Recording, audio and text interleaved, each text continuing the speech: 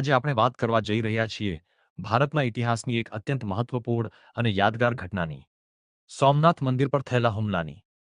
ગુજરાતમાં આવેલું સોમનાથ ટેમ્પલ ભગવાન શિવના 12 જ્યોતિર્લિંગોમાંનું એક છે.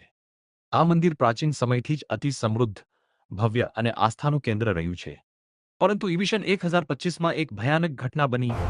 મહમૂદ ગઝની, જે અફઘાનિસ્તાનનો શક્તિશાળી શાસક હતો, તે ભારત પર આક્રમણ કરવા આવ્યો.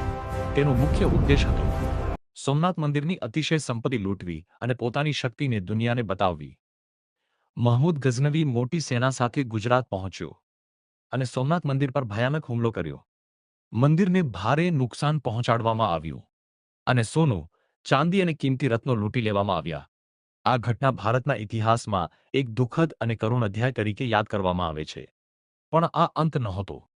સોમનાથ મંદિરને અનેક વખત ફરીથી ઊભું કરવામાં આવ્યું અને અંતે ઈસવીસન 1951માં સરદાર વલ્લભભાઈ પટેલના પ્રયત્નોથી આ ભવ્ય મંદિરનું પુનર્નિર્માણ થયું.